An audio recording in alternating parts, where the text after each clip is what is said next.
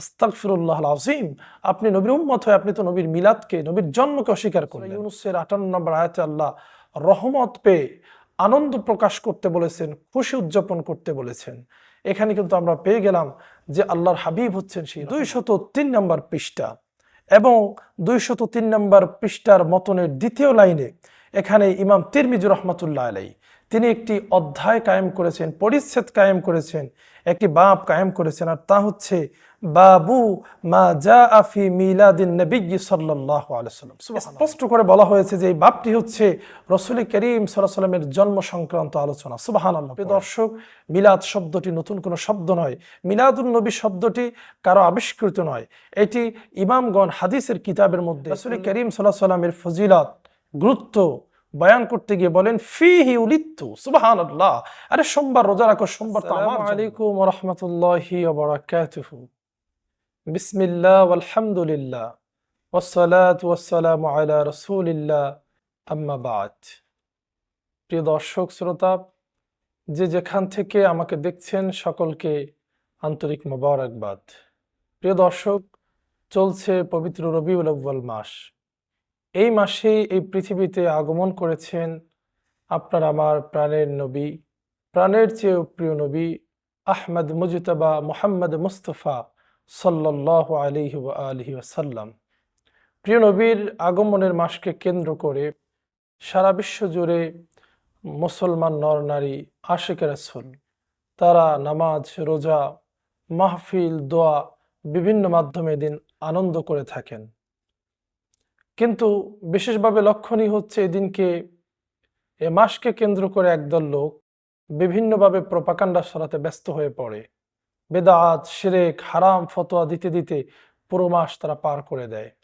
প্রিয় দর্শক, রাসূল করিম সাল্লাল্লাহু আলাইহি ওয়াসাল্লাম এই পৃথিবীতে এসেছেন, এটা পৃথিবীর জন্য নয়, তামাম জাহানের জন্য একটি নিয়ামত। কিন্তু রবিউল আউয়াল মাস আসলে যেভাবে করে আমরা এই রবিউল আউয়াল মাসকে ঈদে মিলাদুন নবী সাল্লাল্লাহু আলাইহি ওয়াসাল্লাম হিসেবে বরণ করি, আসলে কি কোরআন এবং সহিহ হাদিস অর্থাৎ বুখারী, মুসলিম সহ অন্যান্য হাদিস গ্রন্থের মধ্যে এর কোনো অস্তিত্ব আছে কিনা? যদি থাকে তাহলে প্রত্যেক মুমিন মুসলমান আমরা এটাকে পালন করব।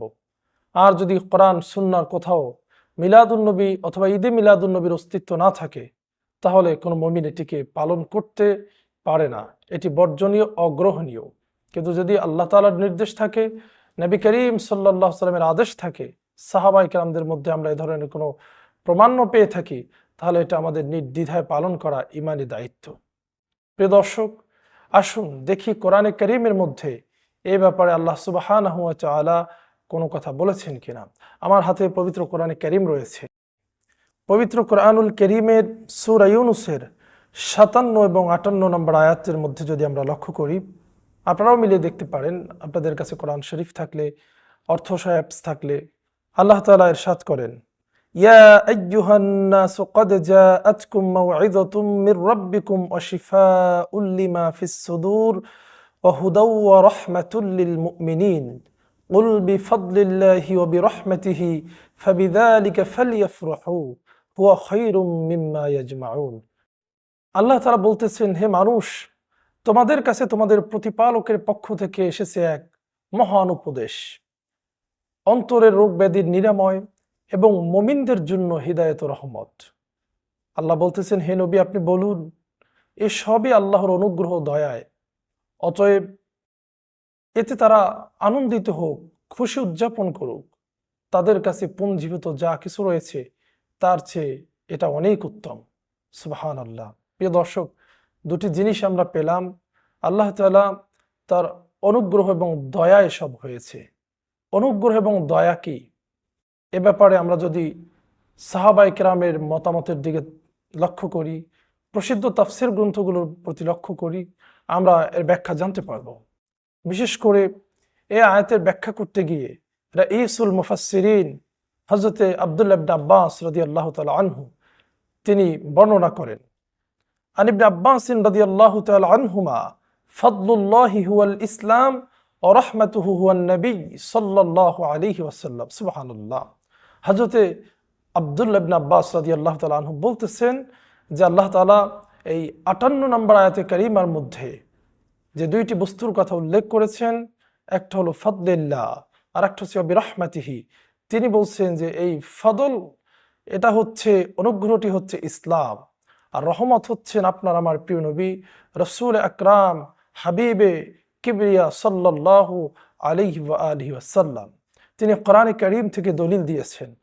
কোরআনে কারীমের অন্যতম একটি সূরা সূরাতুল আম্বিয়ার 107 নম্বর আয়াতে মহান আল্লাহ তাআলা পৃথিবীর মানুষকে উদ্দেশ্য করে বলেন, পৃথিবীর মানুষকে মেসেজ দিচ্ছেন, পৃথিবীর মানুষের কাছে তার বন্ধুর সম্মানকে সমুন্নত করেছেন।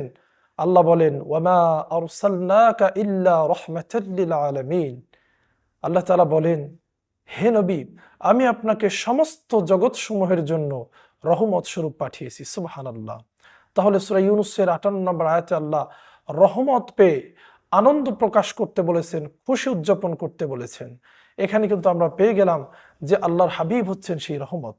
আমরা যদি কোরআনে কারীমের অন্যত্র একটি আয়াতের দিকে লক্ষ্য করি, সূরা আল ইমরানের 164 নম্বর আয়াতের মধ্যে আল্লাহ তাআলা আরো স্পষ্ট করে বলেন, লাকাদ মান্নাল্লাহু আলাল মুমিনিনা ইয বাআসা ফীহিম রাসূলাম মিন আনফুসিহিম।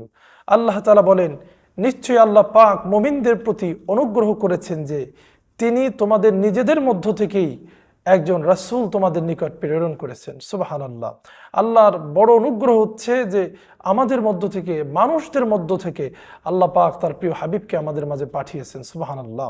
আমরা পরপর দুইটি আয়াতে কারিমার মাধ্যমে জানতে পারলাম এর রহমত হচ্ছেন রাসূল করিম সাল্লাল্লাহু আলাইহি ওয়াসাল্লাম। আল্লাহ বলছেন, ফাবিযালিকা ফালইফরাহু, তোমরা ইহাকে পেয়ে খুশি উদযাপন করো, আনন্দ প্রকাশ করো। প্রিয় দর্শক, ঈদ শব্দেরও যে অর্থ আসে খুশি হওয়া, আনন্দ প্রকাশ করা, আর ফালিয়াফরাহু, তোমরা আনন্দ প্রকাশ করো, এর অর্থের মধ্যে কিন্তু খুব একটা ব্যবধান নেই। আপনারাই বুঝতে পারলেন যে তোমরা আনন্দিত হও, উৎসুক হও, খুশি হও। এরপরেও আমাদের এক শ্রেণীর ভাইয়েরা বলবে যে বুঝতে পারলাম আল্লাহ তাআলা তার হাবিবের আগমনে খুশি হতে বলেছেন, কিন্তু আপনারা মিলাদুন নবী কোথায় পেলেন? অনেকে এটাকে হারাম, নাজায়েজ, শিরক পর্যন্ত ফতোয়া দেয়, যেটা আমরা শুনতে পাই, দেখতে পাই। প্রিয় দর্শক, আসলে বুঝতে হবে মিলাদ বা মিলাদুন নবী এর অর্থ কি। মিলাদুন নবী অর্থ হচ্ছে নবীজির জন্ম। আপনি জীবনেও যদি আরবি না পড়েন, মাদ্রাসায় না যান, আপনার ক্ষুদ্র জ্ঞানে নিরপেক্ষভাবে যদি চিন্তা করেন, আপনি দেখতে পারবেন মিলাদুন নবী মানে নবীজির জন্ম, নবীজির জন্ম বৃত্তান্ত, নবীজির জন্মের অলৌকিক ঘটনা বর্ণনা করা। এখন আপনি যদি সেটাকে হারাম মানেন, নাজায়েজ মানেন, আস্তাগফিরুল্লাহল আযীম, আপনি নবীর উম্মত হয়ে আপনি তো নবীর মিলাদকে, নবীর জন্মকে অস্বীকার করলেন। আমরা না জেনে কিন্তু ভুল করতেছি। আচ্ছা দেখি কোরআনে কারীমের পাশাপাশি হাদিস শরীফের মধ্যে এই ধরনের শব্দের কোনো ব্যবহার রয়েছে কিনা। প্রিয় দর্শক, আমাদের কাছে সিহাহ সিত্তার অন্যতম একটি গ্রন্থ, এটা হচ্ছে জামিয়া তিরমিজি। আপনারা দেখতে পাচ্ছেন আমার কাছে জামিয়া তিরমিজি শরীফ রয়েছে। আমরা তিরমিজি শরীফের মধ্যে দেখব যে আসলে মিলাদ শব্দটির ব্যবহার পাওয়া যায় কিনা। আমরা যদি লক্ষ্য করি তাহলে এখানে যে পৃষ্ঠা নাম্বারটি, এটি হচ্ছে 203 নম্বর পৃষ্ঠা, এবং 203 নম্বর পৃষ্ঠার মতনের দ্বিতীয় লাইনে এখানে ইমাম তিরমিজি রাহমাতুল্লাহ আলাইহি তিনি একটি অধ্যায় কায়েম করেছেন, পরিচ্ছেদ কায়েম করেছেন, একটি বাব কায়েম করেছেন, আর তা হচ্ছে বাবু মা জাআ ফি মিলাদিন নবী সাল্লাল্লাহু আলাইহি ওয়াসাল্লাম। সুবহানাল্লাহ। স্পষ্ট করে বলা হয়েছে যে এই বাবটি হচ্ছে রাসূল করিম সাল্লাল্লাহু আলাইহি ওয়াসাল্লামের জন্ম সংক্রান্ত আলোচনা। সুবহানাল্লাহ পড়েন। এইভাবে করে প্রায় হাদিস গ্রন্থগুলোর মধ্যে 25 জায়গায় রাসূল করিম সাল্লাল্লাহু আলাইহি ওয়াসাল্লামের জন্ম সংক্রান্ত আলোচনার, মিলাদুন নবী, নবী সাল্লাল্লাহু আলাইহি ওয়াসাল্লামের জন্ম বৃত্তান্ত আলোচনা করতে গিয়ে তারা বাব কায়েম করেছেন। অসংখ্য হাদিস রয়েছে। প্রিয় দর্শক, মিলাদ শব্দটি নতুন কোনো শব্দ নয়, মিলাদুন নবী শব্দটি কারো আবিষ্কৃত নয়, এটি ইমামগণ হাদিসের কিতাবের মধ্যে উল্লেখ করেছেন। এখন আপনি যদি হারাম বিদআত বলতে চান, তাহলে সেক্ষেত্রে ইমাম তিরমিজি রাহমাতুল্লাহ আলাইহিকে হারাম অথবা বেদাত ফতোয়া দিতে হবে। তাহলে আপনার আমার অবস্থান কোথায়? প্রিয় দর্শক, অনেকে প্রশ্ন থাকতে পারি যে হুজুর মিলাদ শব্দ দেখালেন, কিন্তু নবীজির জন্ম বৃত্তান্ত আলোচনা করব, শুনবো, কিন্তু এই যে মিলাদুন নবী পালন করব, যেদিন নবীজি এসেছেন, যেই মাসে এসেছেন সেই মাসে পালন করব, ওয়াজ করব, মাহফিল করব, দরুদ পড়ব, এটা কোথায় পেলেন? নবীজি কি এমন কোনো আমল করেছেন? সাহাবায়ে কেরাম থেকে এমন কি কোনো আমল প্রমাণিত আছে? প্রিয় দর্শক, আছে। আপনি আমি না পাওয়ার কারণে আমরা ভুল ফতোয়া দিচ্ছি, আল্লাহর হাবিবের ব্যাপারে আমরা মন্তব্য করে ফেলতেছি। এই যে দেখুন আমার হাতে এখন যে কিতাবটি রয়েছে, এই কিতাবটি হচ্ছে সহি মুসলিম শরীফ, মুসলিম শরীফ প্রথম খণ্ড, মুসলিম শরীফ প্রথম খণ্ড আমি যদি আপনাদেরকে বের করে দেখাই যে রাসূল করিম সাল্লাল্লাহু আলাইহি ওয়াসাল্লাম নিজে নিজের মিলাদ পালন করেছেন কিনা। দেখুন এখানে আমরা বের করলাম মুসলিম শরীফ প্রথম খণ্ড 368 নম্বর পৃষ্ঠা 9 নম্বর লাইনের মাঝখান থেকে হাদিস শরীফটি শুরু হয়েছে। আমি সনদ বাদ দিয়ে আপনাদেরকে মতনটা শোনাচ্ছি সময় সংক্ষিপ্ততার কারণে। এই হাদিসটি প্রখ্যাত সাহাবী হযরতে আবু কাতাদা রাদিয়াল্লাহু তাআলা আনহুতে বর্ণিত। আন আবি কাতাদা রাদিয়াল্লাহু তাআলা আনহু আন্না রাসূলুল্লাহ সাল্লাল্লাহু আলাইহি ওয়াসাল্লাম সুইলা আন সাওমিল ইসনাইনি ক্বালা ফীহি উলিদতু ওয়া ফীহি উনজিলা আলাইহি। সুবহানাল্লাহ। প্রখ্যাত সাহাবী হযরতে আবু কাতাদা রাদিয়াল্লাহু তাআলা আনহু বর্ণনা করেন যে রাসূল করিম সাল্লাল্লাহু আলাইহি ওয়াসাল্লামের কাছে সোমবার দিন রোজা রাখার ফজিলত বা সোমবার দিনে রোজা রাখার অনুমতি চেয়ে জিজ্ঞাসা করা হয়েছে যে হুজুর সোমবার রোজা রাখার ব্যাপারে আপনার অভিমত কি। রাসূল করিম সাল্লাল্লাহু আলাইহি ওয়াসাল্লামের ফজিলত গুরুত্ব বয়ান করতে গিয়ে বলেন ফীহি উলিদতু। সুবহানাল্লাহ। আরে সোমবার রোজা রাখো, সোমবার তো আমার জন্ম। নবীজি রোজার মাধ্যমে সোমবার দিন জন্মের দিনে শুকরিয়া আদায় করতেন, জন্মদিন পালন করতেন এবং সাহাবায়ে কেরামকে সে নির্দেশ দিয়েছেন ওয়া ফীহি উনজিলা আলাইহি, এবং এই সোমবার দিন আমার উপরে কোরআন নাজিল করা হয়েছে। প্রিয় দর্শক, আপনারা দেখতে পারলেন সহিহ মুসলিম শরীফের মধ্যে আল্লাহর হাবিব সাল্লাল্লাহু আলাইহি সাল্লাম বলছেন যে সোমবার দিন আমার জন্ম, অতএব এই দিন রোজা রাখা যেতে পারে। তাহলে আমরা যদি আল্লাহর হাবিব সাল্লাল্লাহু আলাইহি সাল্লাম তিনি জন্মদিনকে, জন্মের তারিখকে রোজার মাধ্যমে তিনি পালন করেছেন, আমরাও যদি নামাজের মাধ্যমে, রোজার মাধ্যমে, মানুষকে উত্তম আমল খাবার খাওয়ানোর মাধ্যমে, ওয়াজ মাহফিল দরুদ দোয়ার মাধ্যমে আমরা যদি এটা আয়োজন করি, প্রকাশ করি, আনন্দ হই, খুশি হই, তাহলে এটি কিন্তু শরীয়ত গর্হিত কোনোভাবেই হতে পারে না। অনেকেই প্রশ্ন করে থাকেন আমরা যেভাবে মিলাদুন নবী পালন করি ওয়াজ মাহফিল আমল রোজা নামাজের মধ্য দিয়ে, সাহাবায়ে কেরাম রাসূল করিম সাল্লাল্লাহু আলাইহি ওয়াসাল্লামের জীবনী সিরাত বলেন, মিলাদ বলেন, এটা কি কখনো এভাবে পালন করেছেন? প্রিয় দর্শক, অবশ্যই পালন করেছেন। দারিমি শরীফের প্রথম খণ্ড 145 নম্বর পৃষ্ঠার মধ্যে এরকম চমৎকার একখানা হাদিস রয়েছে। হযরত ইবনে আব্বাস রাদিয়াল্লাহু তাআলা আনহুতে বর্ণিত, তিনি বলেন নবীজির কিছু সাহাবী একত্রিত হয়ে নবীজির গুণাবলী ও মর্যাদা নিয়ে আলোচনা করেছিলেন। এ সময় রাসূল করিম সাল্লাল্লাহু আলাইহি ওয়াসাল্লাম বের হয়ে এলেন এবং জিজ্ঞেস করলেন তোমরা কি করতেছো, কি বলছো? তারা বললেন আমরা আপনার গুণাবলী ও মর্যাদা আলোচনা করছিলাম। তখন রাসূল করিম সাল্লাল্লাহু আলাইহি ওয়াসাল্লাম সাহাবায়ে কেরামদেরকে উদ্দেশ্য করে বলেন আমি হলাম আমার পিতা ইব্রাহিম আলাইহিস সালামের দোয়া, ঈসা আলাইহিস সালামের সুসংবাদ, এবং আমার মায়ের গর্ভ থেকে এমন একটি নূর নির্গত হয়েছিল যার আলোতে শামের প্রসাদ সমূহ আলোকিত হয়েছিল। সুবহানাল্লাহ। সাহাবায়ে কেরাম নবীজির জীবনী সিরাত নিয়ে আলোচনা করতেছিলেন। নবীজি জিজ্ঞেস করলেন তোমরা কি আলোচনা করতেছো? সাহাবায়ে কেরাম বলল হুজুর আমরা আপনার গুণাবলী শান মান মর্যাদা নিয়ে আলোচনা করতেছি। নবীজি এসে নিজের মিলাদের আলোচনা করলেন। সুবহানাল্লাহ। যে তিনি কিভাবে মায়ের গর্ভ থেকে দুনিয়া এলেন আর যেই নূর নিয়ে এলেন সেই নূরে শাম পর্যন্ত আলোকিত হয়ে গেল নবীর নূরের কারণে। সুবহানাল্লাহ। প্রিয় দর্শক, এরপরেও আপনি মিলাদুন নবী যদি পালন না করেন এটা আপনার ব্যাপার।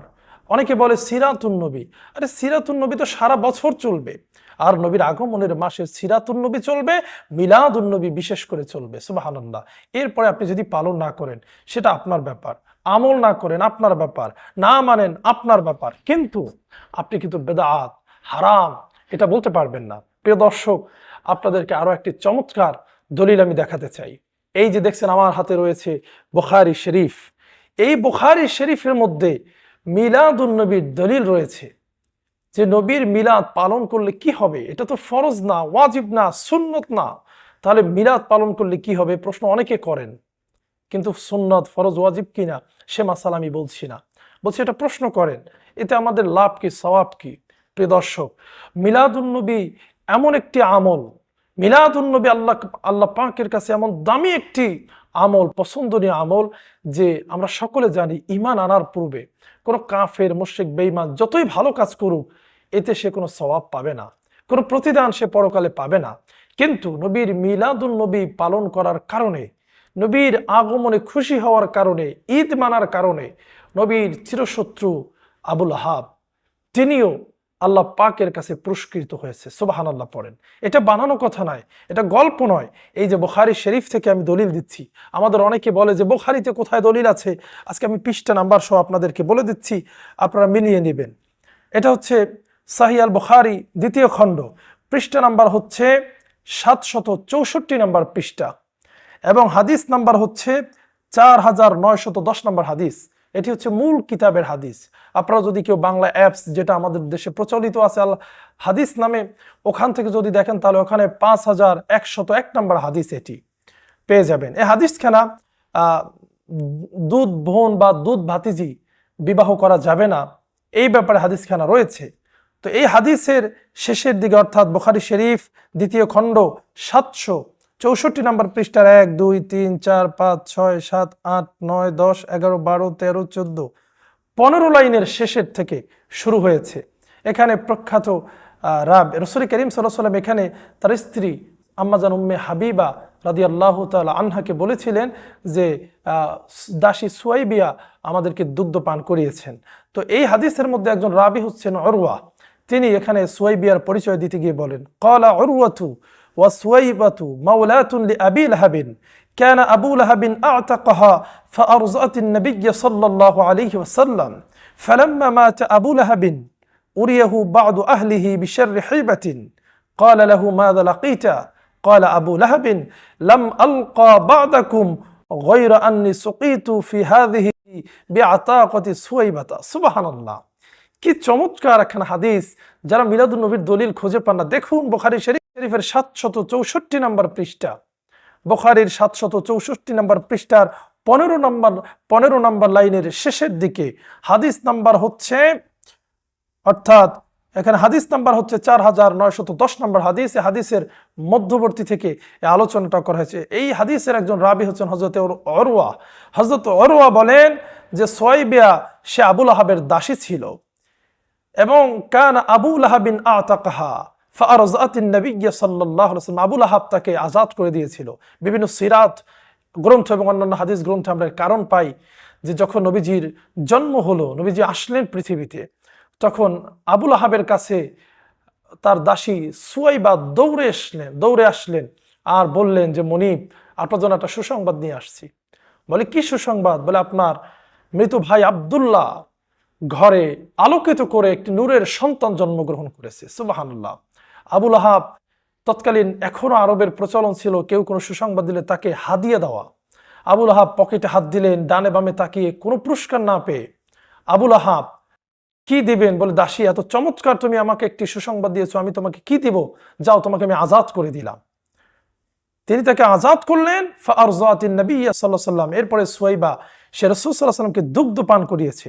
ফালাম্মা মাতা আবু লাহাবিন উরিয়াহু বাদু আহলিহি বিশাররি হাইবাতিন, এবং আবু লাহাব মৃত্যুবরণ করলো। মৃত্যুবরণ করার পরে তার একজন নিকটস্থ আত্মীয় স্বপ্ন দেখলে আবু লাহাবকে, ক্বালা লাহু মাযা লাকীতা ক্বালা আবু লাহাবিন লাম আলকা বাদাকুম গায়রা আন্নী সুকীতু ফি হাযিহি বিআতাকাতি সুয়াইবাতা। ওই নিকট আত্মীয় জিজ্ঞাসা করলো, কি অবস্থা তোমার কবরের মধ্যে? বলে তোমাদের থেকে দূরে থাকার পর আমি খুব একটা ভালো নাই, তবে আমি আমার ভাতিজা মুহাম্মদ সাল্লাল্লাহু আলাইহি ওয়াসাল্লামের জন্মে খুশি হয়ে দাসী সুয়াইবাকে যে আজাদ করেছিলাম, নবীর মিলাদে খুশি হয়ে দাসী সুয়াইবাকে আজাদ করার কারণে আমি কষ্টে থেকেও, আযাবে থেকেও, জাহান্নামে থেকেও আমি কিছু পান করতে, মধু, শরাব, এগুলো আমাকে পান করানো হয়। সুবহানাল্লাহ পড়েন। অন্য রাওয়ায়াত, অন্য বর্ণনা, অন্য কিতাবাদির মধ্যে বিভিন্ন সিরাত গ্রন্থ এবং হাদিসের ব্যাখ্যা গ্রন্থগুলোর মধ্যে রয়েছে যে সোমবার দিন তার আঙ্গুল থেকে দুধ এবং মধু ঝরে। সুবহানাল্লাহ পড়েন। প্রিয় দর্শক, একজন কাফের সে যদি নবীর মিলাদে খুশি হওয়ার কারণে আল্লাহ রাব্বুল আলামিন তাকে এই নবীর মিলাদের কারণে একটু স্বস্তি দিতে পারেন, শান্তি দিতে পারেন, তাকে খাবার খাওয়াতে পারেন, তাহলে আমরা উম্মতে মুহাম্মাদি হয়ে নবীজিকে ভালোবেসে, নবীজিকে অনুকরণ করে আমরা জীবন চালানোর প্রচেষ্টা করি, নবীজির জন্য জীবন দিতে প্রস্তুত থাকি। আমরা যদি নবীর মিলাদ পালন করি, নবীর আগমনে খুশি হই, এটা আমাদের নাজাতের ওসিলা হয়ে যেতে পারে। আসুন দ্বন্দ্ব না করে নিরপেক্ষ হয়ে, যে আমি যে শায়েখের অনুসারী সে শায়েখ মিলাদ মানে না, আমিও মানি না, আমি যে শায়েখের অনুসারী সে মিলাদ পড়ে আমিও পড়ি, এইটা হয় না। নিরপেক্ষ জায়গা থেকে আপনি চিন্তা করুন। ঈদ মিলাদুন নবী সাল্লাল্লাহু আলাইহি ওয়াসাল্লাম অর্থ হচ্ছে নবীজির জন্মে খুশি হওয়া। বলুন কে খুশি হয় নাই? নবীজির আগমনে তামাম জাহান খুশি হয়েছে, হুর মালায়েক ফেরেশতা কে খুশি না হয়নি বলুন? সবাই খুশি হয়েছে। অতএব নবী করিম সাল্লাল্লাহু আলাইহি ওয়াসাল্লাম এই রবিউল আউয়াল মাসে এসেছেন। এই মাসটি আমরা নবী করিম সাল্লাল্লাহু আলাইহি ওয়াসাল্লামের প্রতি আমরা এই মাসটিকে আমরা নবী করিম সাল্লাল্লাহু আলাইহি ওয়াসাল্লামের জীবনী আলোচনা, সম্মান আলোচনার মধ্য দিয়ে বিভিন্নভাবে এই মাসকে আমরা শরিয়াত পদ্ধতি যে সমস্ত খুশি প্রকাশের মাধ্যম রয়েছে সেই মাধ্যমে আমরা খুশি প্রকাশ করব। আল্লাহ পাক আমাদের নিরেট সাচ্চা আশিক রাসূল খাঁটি মুসলমান হয়ে কবরে যাওয়ার তৌফিক দান করুক। আসসালামু আলাইকুম ওয়া রাহমাতুল্লাহি ওয়া বারাকাতুহু।